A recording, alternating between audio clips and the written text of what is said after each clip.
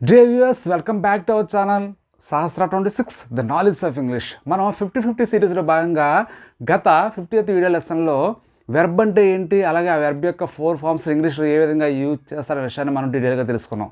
అయితే ఈ 60th లెసన్లో మనం యాడ్వర్బ్ అంటే ఏంటి, అలాగే ఈ యాడ్వర్బ్ అనేది ఇంగ్లీష్లో ఏ విధంగా వర్క్ చేస్తుందనే విషయాన్ని మనం డీటెయిల్గా తెలుసుకోబోతున్నాం. అయితే ఇంతకీ యాడ్వర్బ్ అంటే ఏంటి?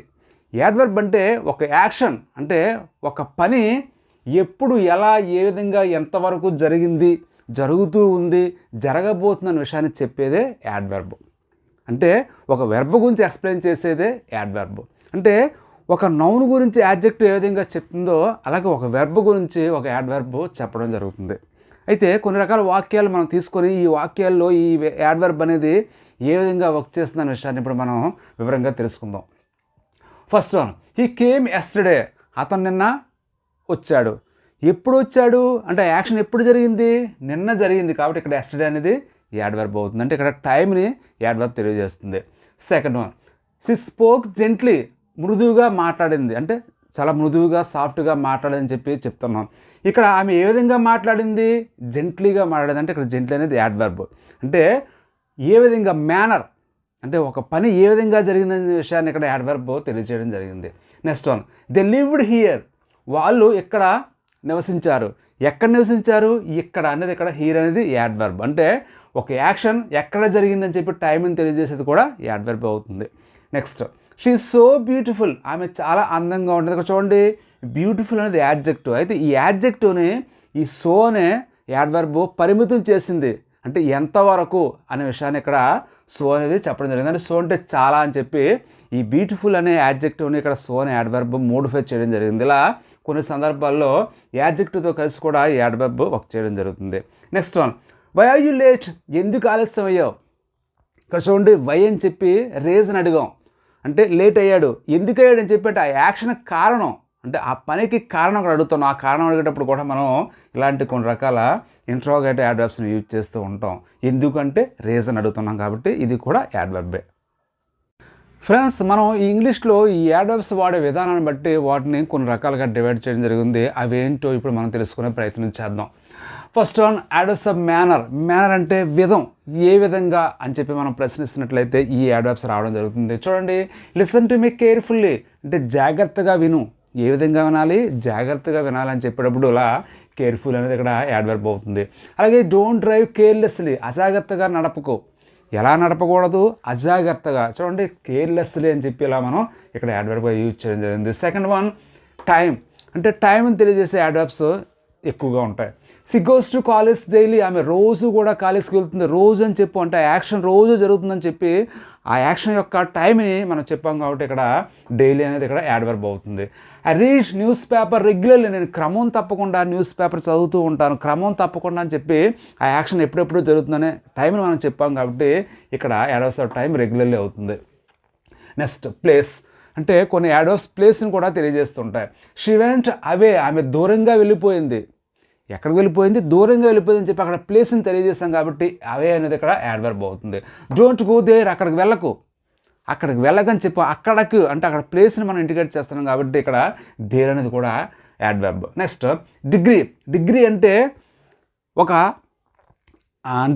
పరిమితి, అంటే ఎంతవరకు అని చెప్పేటప్పుడు కూడా మనం కొన్ని రకాల యాడ్వర్బ్స్ యూజ్ చేస్తుంటాం. ఐ హ్యావ్ డన్ ఆల్మోస్ట్, లేదా ఐ హ్యావ్ ఆల్మోస్ట్ డన్. ఇలా రెండు రకాలుగా చెప్పొచ్చు. అంటే నేను దాదాపు చేసేసాను, అంటే స్థాయి. అక్కడ ఆ డిగ్రీ అంటే స్థాయి, అంటే ఎంతవరకు చేశాను? దాదాపు చేశాను చెప్పేటప్పుడు ఆ దాదాపు అన్నాను ఇక్కడ ఆల్మోస్ట్ మనం యాడ్వర్బ్గా వాడాం.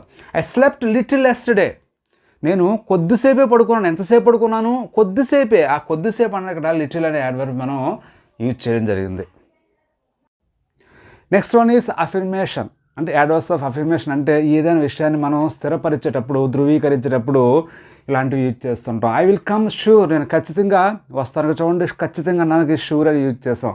అలాగే yes he is the best employee. అతను చాలా బెస్ట్ ఎంప్లాయ్ అని చెప్పి మనం ఏదైనా ధృవీకరిస్తున్నాం, కన్ఫర్మ్ చేస్తున్నాం, ఏదైనా స్థిరీకరిస్తున్నాం. అలాంటప్పుడు మనం ఎలాంటి షూర్, ఎస్ అంటే యాడ్వర్బ్స్ యూజ్ చేస్తుంటాం. Next, negation. అంటే ఏదైనా కాదు, చేయట్లేదు, చెయ్యను, చెయ్యడు ఇలాంటివన్నీ చెప్పడానికి, అంటే వ్యతిరేక భావాలను వాక్యాలు చెప్పడానికి కొన్ని రకాల యాడ్వర్బ్స్ యూజ్ చేస్తుంటాం. I never go to movies. నేను ఎప్పుడు కూడా మూవీస్కి వెళ్ళను. ఇక్కడ చూడండి, నెవర్ అనేది ఈ రకమైన యాడ్వర్బ్. అలాగే he is not at all honest, అతను ఏమాత్రం కూడా నిజాయితీపడు కాదని చెప్పి ఇలా నెగిటివ్ మూడ్లో మన వాక్యాలు చెప్పేటప్పుడు కొన్ని రకాల అడ్వర్బ్స్ వాడుతూ ఉంటాం. Next reason, purpose తెలిపేవి.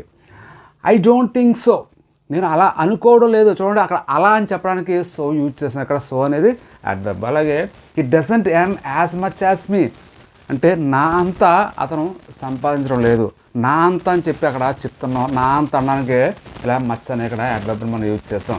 Next interrogation, అంటే ఏమైనా మనం ప్రశ్నలు అడిగేటప్పుడు కూడా మనం కొన్ని రకాల అడ్వర్బ్స్ యూజ్ చేస్తున్నాం. చూడండి వై ఆర్ యూ లేట్, ఎందుకు ఆలస్యం అయ్యావు అంటే ఇక్కడ ఆలస్యం అవ్వడం అనేది రీజన్ అడుగుతున్నాం. ఆ రీజన్ అడుగుతున్నాం కాబట్టి ఇక్కడ వై యూజ్ చేస్తాం. It is also adverb. అలాగే వేర్ డు యూ లివ్, నువ్వు ఎక్కడ నివసిస్తున్నావు అంటే నివసించడం అనేది వెబ్ అయితే దాన్ని మోడిఫై చేసేదే ఎక్కడ అని చెప్పి అడుగుతున్నాం కాబట్టి ఇక్కడ వేర్ అనేది అడ్వర్బ్ అయింది. Next relative adverbs. ఈ రిలేటివ్ అడ్వర్బ్స్ అనేవి రెండు రకాల క్లాజెస్ కానీ రెండు రకాల సెంటెన్స్ కానీ జాయిన్ చేస్తూ ఉంటాయి, మధ్యలో ఉంటాయి సాధారణంగా. చూడండి I don't know when he came, I don't know నాకు తెలియదు, వెన్ హీ కేమ్ అతను ఎప్పుడు వచ్చాడు. ఇక్కడ చూడండి రెండు స్మాల్ సెంటెన్స్ ఉన్నాయి. First one I don't know, next one he came. ఈ రెండింటి మధ్య వెన్ ఉండడం జరిగింది. వెన్ అంటే అప్పుడు అని చెప్పి అర్థం వస్తుంది, ఎప్పుడు కాదు.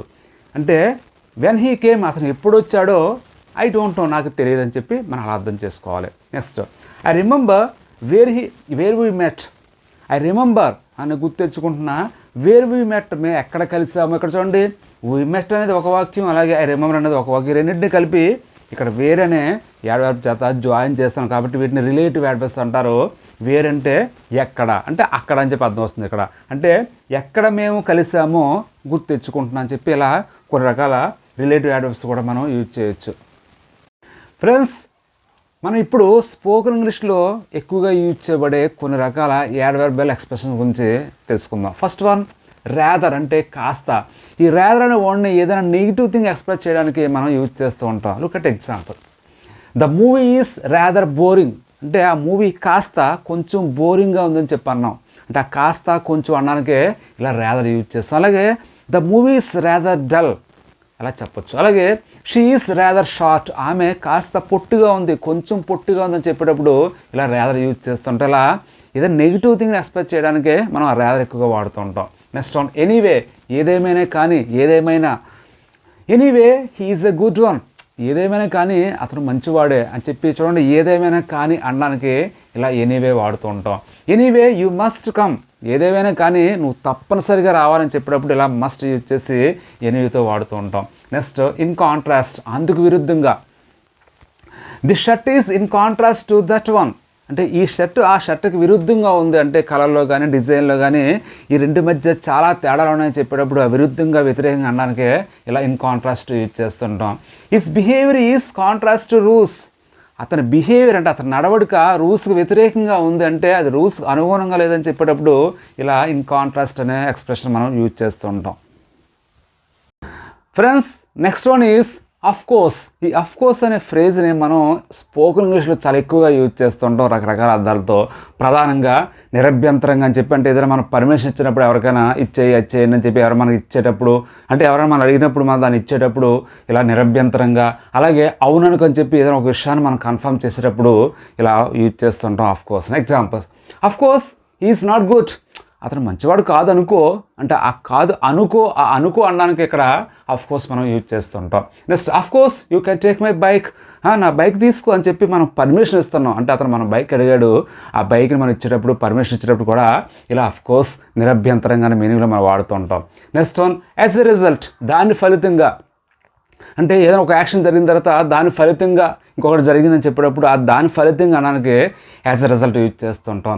As a result of the meeting the problem was solved, అంటే ఆ మీటింగ్ ఫలితంగా ఆ ప్రాబ్లం సాల్వ్ అయిపోయింది, అంటే ఆ మీటింగ్ వల్ల ఆ ప్రాబ్లం సాల్వ్ అయిందని చెప్పి ఇలా అంటాం. Next as a result of rain my terrace is wet, వర్షం కారణంగా ఆ టెర్రాస్ అంతా తడిచిపోయి ఉంది, తడితడిగా ఉందని చెప్పి ఇలా మనం చెప్తూ ఉంటాం. నెక్స్ట్ వన్ ఫర్ ఎగ్జాంపుల్, ఉదాహరణకు. ఇది కూడా మనం చాలా ఎక్కువగా యూజ్ చేస్తుంటాం. ఈ ఫర్ ఎగ్జాంపుల్ ప్లేస్లో ఫర్ ఇన్స్టెన్స్ కూడా యూజ్ చేయొచ్చు అదే అర్థంతో. For example if you borrow money, ఉదాహరణకు నువ్వు డబ్బు తీసుకున్నట్లయితే, నువ్వు డబ్బు తీసుకుంటే అని చెప్పి మనం ఆ ఉదాహరణకు అని చెప్పి అనేటప్పుడు ఇలా ఫర్ ఎగ్జాంపుల్ వాడుతూ ఉంటాం. Friends next one is in other words, అంటే వేరే మాటలో చెప్పాలంటే, వేరే రకంగా చెప్పాలంటే అని చెప్పి అంటూ ఉంటాం. In other words it is cheating. మరో మాటలో చెప్పాలంటే అది మోసం, ఇట్ ఈజ్ చీటింగ్ అని చెప్పి అంటూ ఉంటాం. అలాగే నథింగ్ బట్ కూడా యూజ్ చేయొచ్చు.